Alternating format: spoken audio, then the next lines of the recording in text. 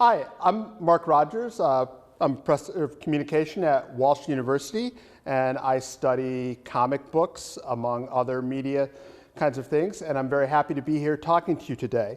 When the museum asked me if I wanted to speak at a brown bag luncheon about autobiographical comics in relation to the Big Read program, which features Roz Chast's Can't We Talk About Something More Pleasant, I was very excited. I will talk about comics at the drop of a hat to anyone who will listen. And so I was crushingly disappointed when it looked like this event was going to get canceled because of the pandemic. Now, while I'd rather be speaking to an actual luncheon, I'm very pleased that the Massillon Museum worked with MCTV, Alex Kuhn and Stephanie Toole to make this event happen in some way. So I'm very excited to be talking about autobiographical comics with you today. Can't We Talk About Something More Pleasant is a fantastic graphic novel by Roz Chast. I suspect that it was chosen not so much because it was a graphic novel, but because it speaks to the issues of people in my generation, early Gen Xers and late baby boomers are facing now in dealing with elderly parents and things like that. I'm not really qualified at all to talk about that. So instead, I'm going to go in the tradition of famed graphic novelist Art Spiegelman, who, when asked to speak at events, when he was asked to speak at comics events, he would talk about the Holocaust. When he was asked to speak at Holocaust events, he would talk about comics. So I'm going to talk about comics rather than the issues raised by Can't We Talk About Something More Pleasant? So today I'm going to talk about three things. I think, first of all, a little bit about the history of comics in the United States to establish the context where autobiographical comics come from. Then I'm going to talk about the history of autobiographical comics and autographic novels themselves. And lastly, I want to spend a few minutes talking about Harvey Pekar, who was a pioneer of autobiographical comics and still an influential guy today, and of course, one of Northeast Ohio's favorite sons. As a media scholar, I am a political economist. That means I'm interested in looking at how economic and material conditions impact the content of the mass media. This is not in any way to take away from the contributions of artists and writers in autobiographical comics, but all media products, including autobiographical comics, happen within a media context. So I want to be able to kind of establish that context. Comics in North America start around the beginning of the 20th century with comic strips. Comic books start in the 1930s. Superhero comics were initially very popular, including Superman by erstwhile Clevelanders Joe Shuster and Jerry Siegel, and Batman by Bob Kane and Bill Finger. But all kinds of comics were published in the late 30s and 1940s. Superhero comics were popular, but they were not by any means the only kind of comics. Comics were published, romance comics, teen comedy kind of comics, other kinds of comics, funny animal comics like Disney and things like this were very popular. And they appealed during the 1940s to a wide variety of both juvenile and adult audiences. In the early 1950s, the comic book industry experienced a massive loss of circulation that continued throughout the 1950s. And most of that loss was due to erosion in the adult audience of comics. The juvenile audience remained fairly steady. Comic book fans like to attribute this to the social controversy around comics in the early 1950s and the adoption of the Comics Code of America, which was a rigorous industry self-censorship program that limited content to things that was mostly appropriate for children. The truth is actually much more complicated than that, because if you look at the 1950s, what also happened in the 1950s after the economy began to open up after the war is we had a tremendous growth in the number of households that had television. We had a tremendous growth in publication of paperback books. We had a tremendous growth in general interest magazines like Life and Time. And so adult audiences had many, many more options for what they could consume and what they could read. Juvenile audiences still clung to comic books as this was a medium that they could actually have some degree of control over, even though most households had at most one television where the adults would control what you were watching. Comic books were something that children still had some choice in. And so that drove a lot of the change in the media during the 1950s. After years of decline after the war, the superhero genre made a big resurgence in the late 1950s and early 60s. In fact, between 1945 and 1955, the only superheroes that were continuously published were Superman, Batman, and Wonder Woman. But the genre made again, a big resurgence in the late 1950s with the introduction of what comics fans call the Silver Age superheroes. These are more modern versions of many of the DC superheroes, Green Lantern, Flash, things like this. And then in the early 60s, the beginning of Marvel superheroes, the kind of resurgence of this, with superheroes like Spider-Man, the Fantastic Four, the Incredible Hulk, and the X-Men all debuted in the early 60s. The Marvel comics were somewhat more timely and aimed at a somewhat older audience, although not an incredibly older audience, and they found quite a following among young adults and college students. A much more important development for autobiographical comics in the 1960s was the underground comics movement. Underground comics were a product of the counterculture in general, and were published through an entirely different distribution system and sold to an entirely different audience than regular comics. Underground comics started in the late 1960s, mid-1960s, depends on what you consider the first underground comic.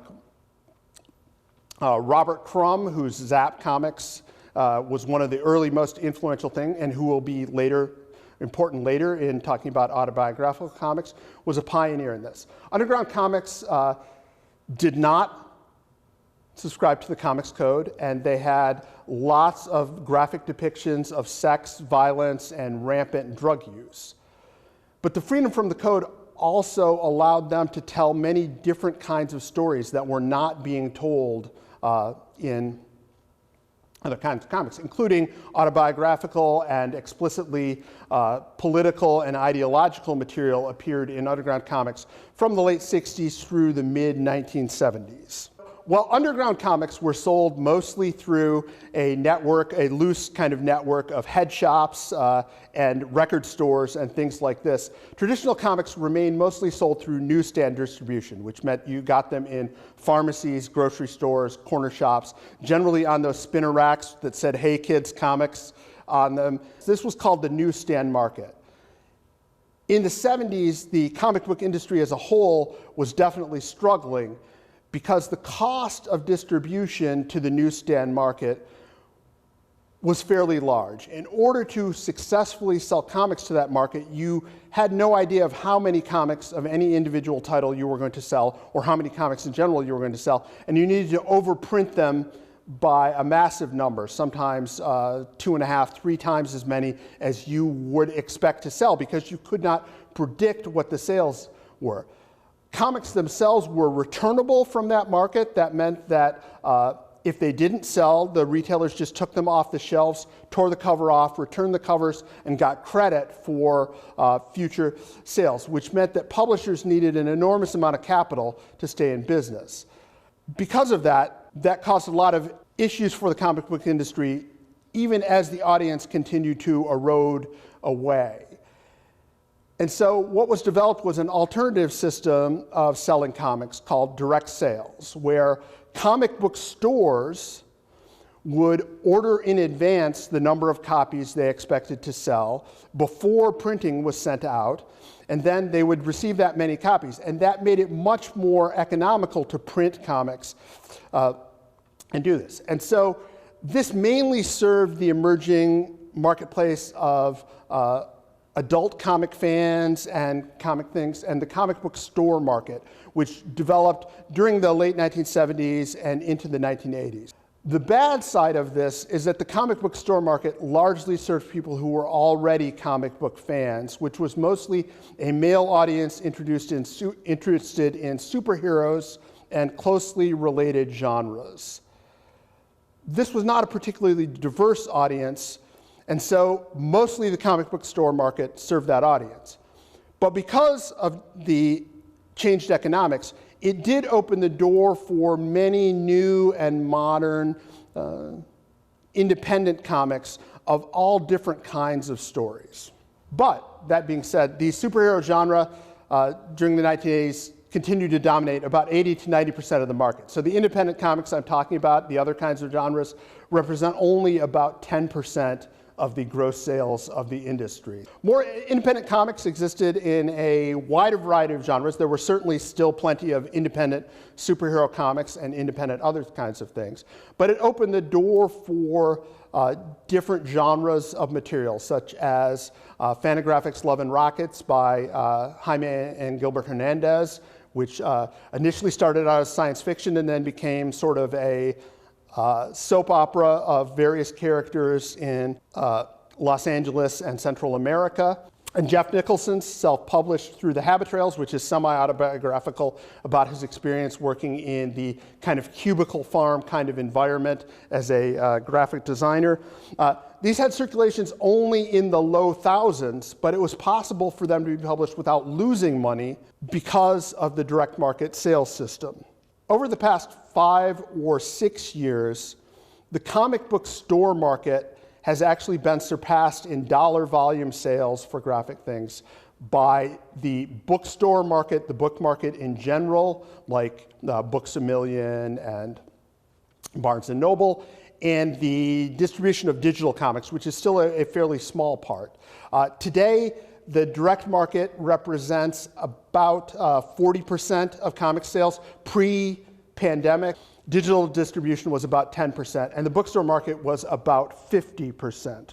Bookstore market sells predominantly graphic novels rather than pamphlet comics, which are still a big part of the market at comic book stores.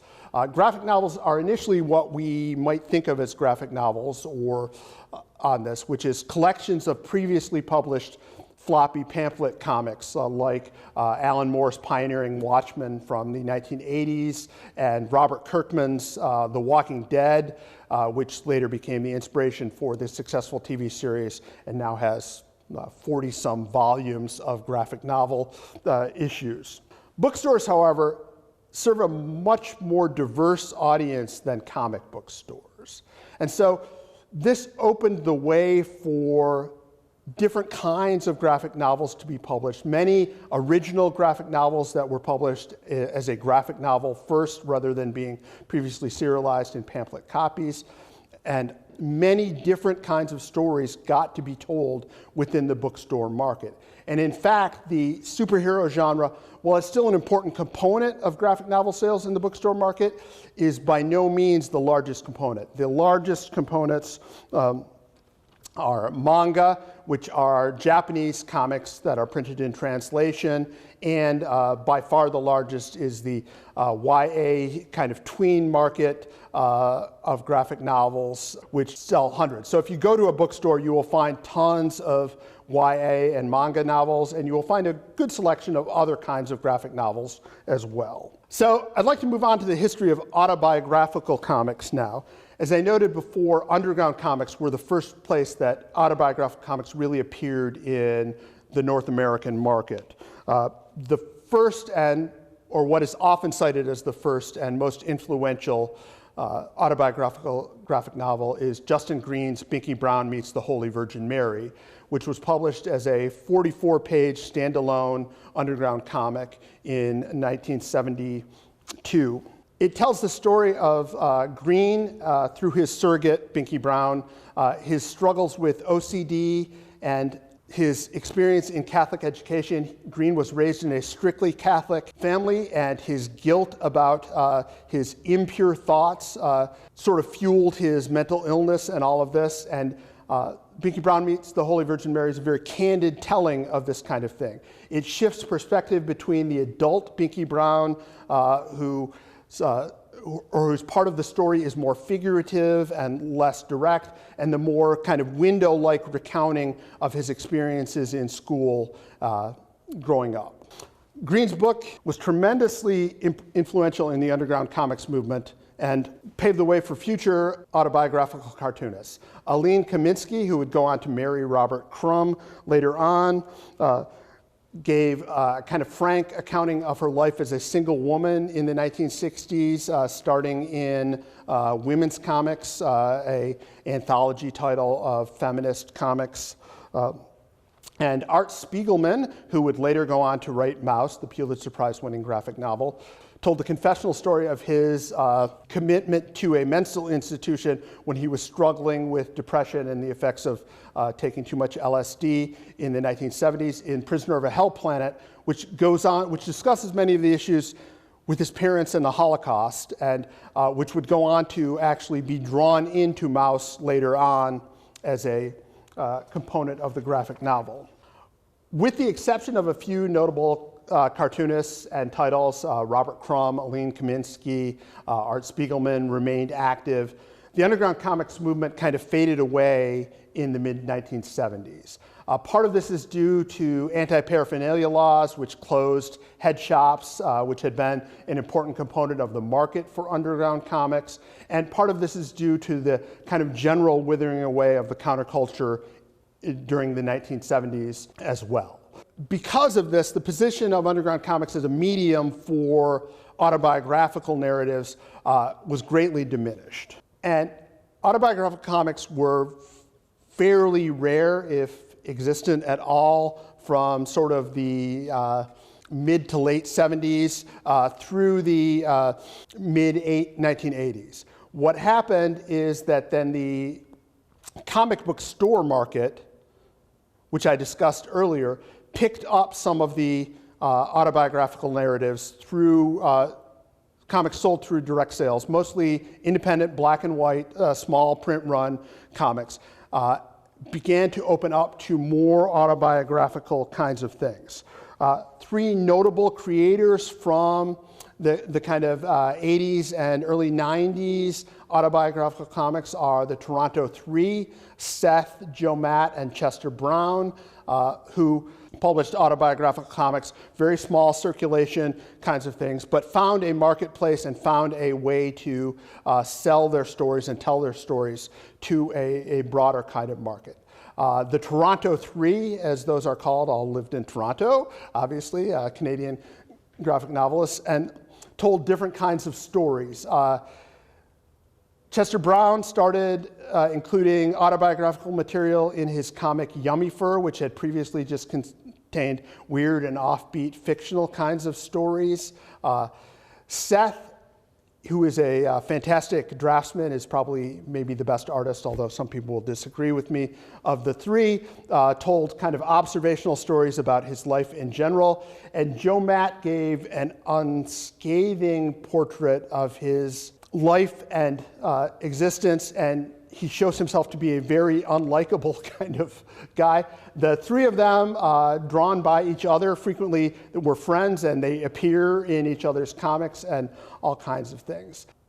While the Toronto Three had distinct art styles that fit their material, their art is still basically representational and serves to tell the story. There were other kinds of autobiographical comics. Julie Doucet, a French-Canadian comic artist, published autobiographical stories in her comic Dirty Plot.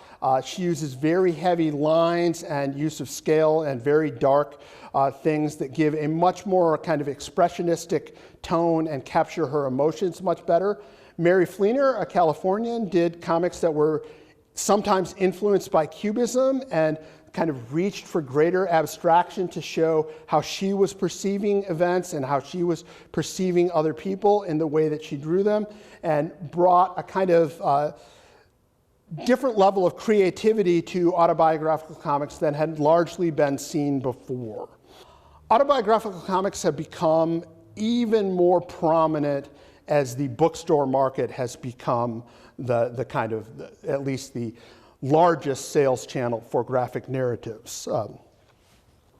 Original graphic novels as longer forms fall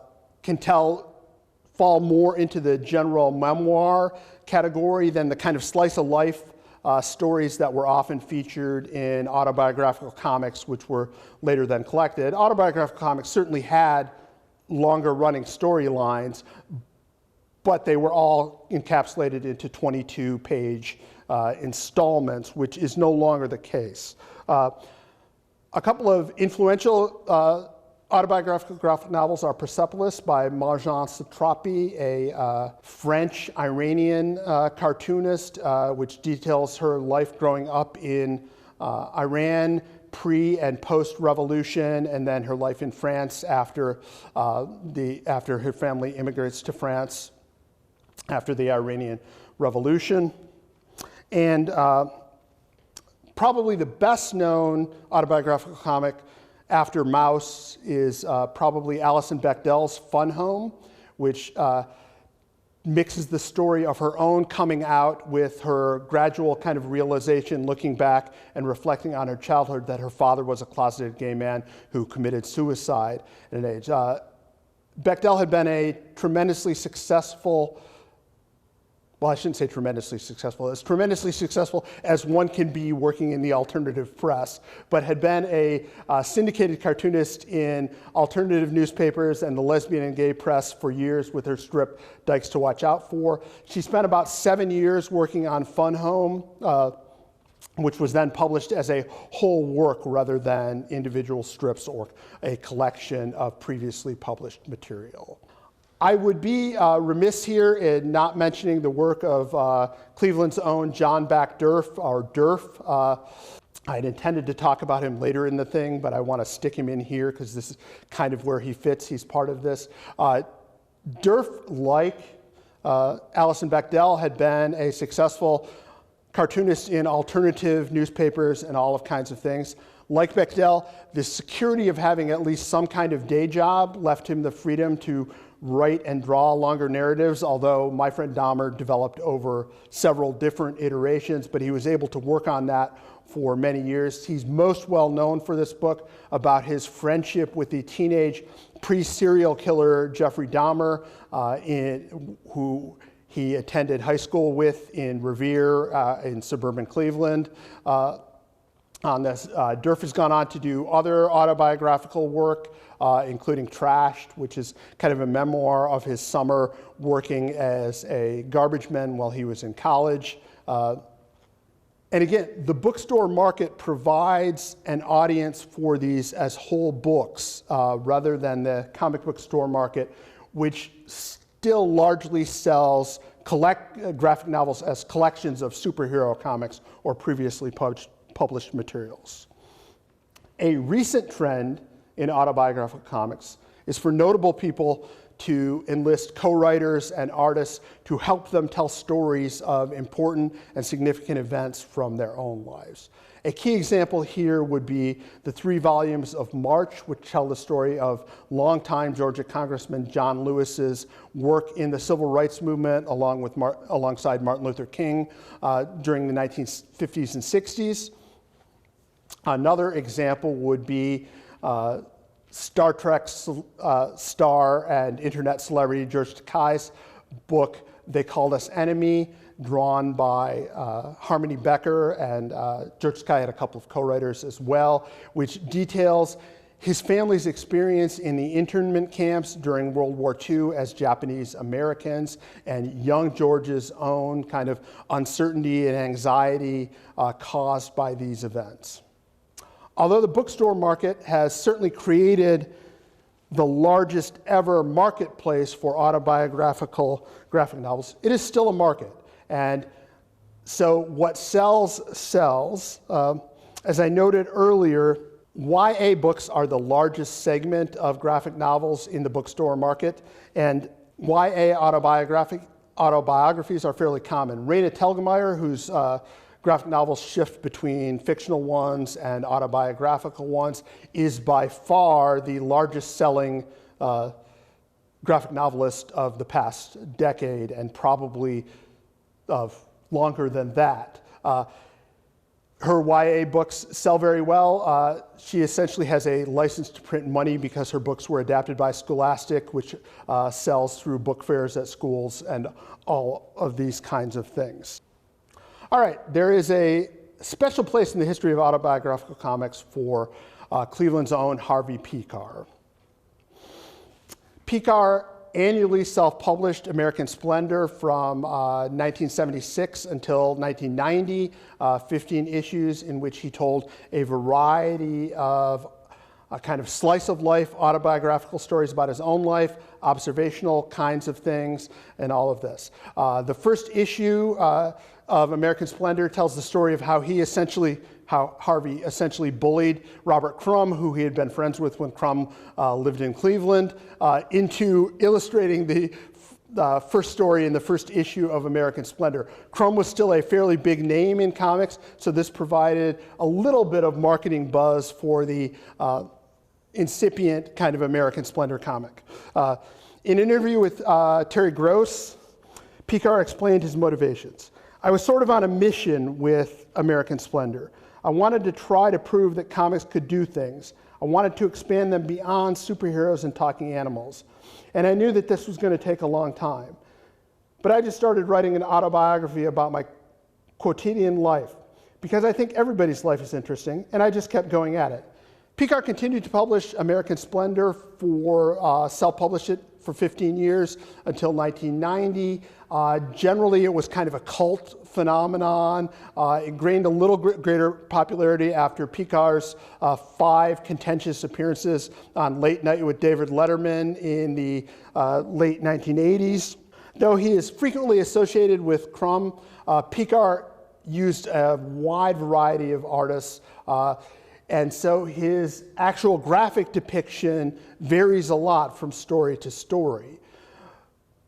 But he provides a kind of unflinching account of his own personality in his stories, and this remains consistent throughout. After he stopped publishing American Splendor himself, it was published by a variety of publishers throughout the 1990s. In 1990, Pekar was diagnosed with lymphoma, and he and his wife, Joyce Brabner, along with artist Frank Stack, created the graphic novel Our Cancer Year, which is important in establishing the kind of medical narrative genre, which is a subgenre of autobiographical comics. This was later adapted into the 2003 film American Splendor, which stars Paul Giamatti as Pekar and Hope Davis as Pekar's wife, Joyce Brabner. Pekar continued to write autobiographical comics after American Splendor, and his second graphic novel, The Quitter, which told about his early life in Cleveland, was drawn by Dean Haspiel, was published in 2005. Pekar also wrote other nonfiction comics as a script writer, and all of this. Sadly, Pekar died in 2010 from an unintentional overdose of antidepressants. He was 70 years old.